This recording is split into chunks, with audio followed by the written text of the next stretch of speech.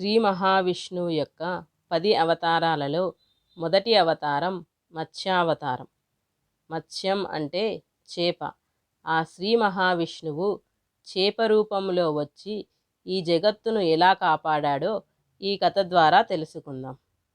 సత్యవ్రతుడనే మహారాజు శ్రీ మహావిష్ణువుని గూర్చి గొప్ప తపస్సు చేసి కృతమాలిక అనే నది ఒడ్డున సూర్యభగవానుడికి ఆర్ఘ్యం వదులుతున్నాడు. అప్పుడు ఆ దోసిలి నీటిలో ఒక చిన్న చేప పిల్ల కనపడింది. మహారాజు ఆ చేప పిల్లను నీటిలో విడుచుతుండగా ఆ చేప, మహారాజా, ఈ నదిలో పెద్ద పెద్ద చేపలు, ముసళ్ళు, ఇంకా ఎన్నో జలచరాలు ఉన్నాయి. అవి నన్ను బతకనివ్వవు. వాటి నుండి భయపడి నేను నిన్ను ఆశ్రయించాను అని దీనంగా పలికింది. ఆ చేపపిల్ల పలుకులు విని మహారాజు జాలితో దానిని తన కమండలంలో వేసి ఆశ్రమానికి తిరిగి వచ్చాడు. ఆ చేపపిల్ల రాత్రికి రాత్రి పెరిగి పెద్దదై కమండలం మొత్తం ఆక్రమించింది. మహారాజా, ఈ చిన్న పాత్ర నాకు సరిపోవడం లేదు, నాకు వేరొక స్థలం చూపించండి అని అడిగింది. అప్పుడు రాజు ఒక పెద్ద పాత్రలో వేయించాడు. దానిని మించి పెరిగింది చేప. అది గమనించిన సత్యవ్రతుడు ఇంకొక కొలనులో వేయించాడు. ఆ చేప బ్రహ్మాండంగా పెరిగి కొలను కన్నా పెద్దదయ్యింది. తరువాత మహారాజు దానిని ఒక సరస్సులో ఉంచాడు. అది అలా పెరుగుతూ ఆ సరస్సును మించి 100 యోజనాల ప్రమాణానికి పెరిగింది. అప్పుడు మహారాజు ఆ చేపను చూసి ఎంతో ఆశ్చర్యంతో, స్వామి, మీరు సామాన్యులు కారు, సాక్షాత్తు దైవస్వరూపులు. మీ నిజరూపంను చూపించి నన్ను కరుణించండి అని వేడుకున్నాడు. అప్పుడు చేప రూపంలో ఉన్న శ్రీ మహావిష్ణువు ఈ విధంగా చెప్పాడు. మహారాజా, నీవు చాలా పుణ్యాత్ముడవు కనుక నేను చెప్పే మాటలు జాగ్రత్తగా విను. నేటికి సరిగ్గా 7 రోజుల తరువాత బ్రహ్మకు పగటి కాలం పూర్తి అవుతుంది. ఆ సమయంలో మహాజలప్రళయం సంభవించి ఈ 3 లోకాలు నీటియందు మునిగిపోతాయి. అప్పుడు నేను నీ వద్దకు ఒక పెద్ద నావను పంపెదను.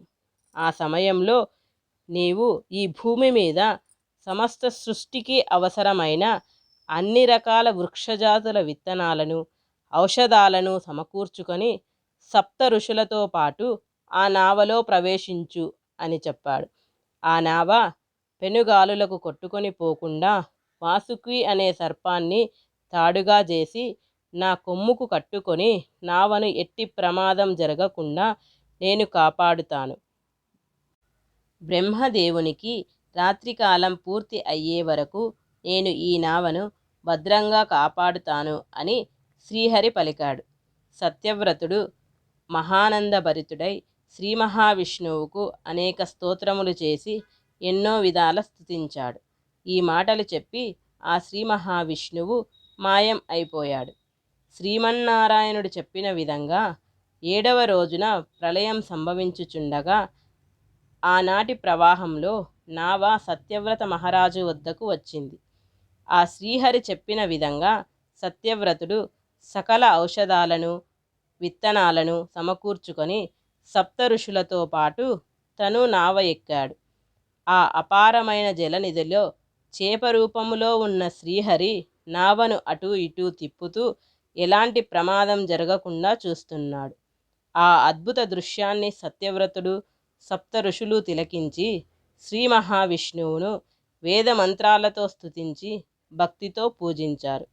అదే సమయంలో శ్రీమన్నారాయణుడు ఆత్మతత్వ రహస్యంతో కూడిన పురాణ సంహితను వారికి బోధించగా అందరూ భక్తి శ్రద్ధలతో విన్నారు.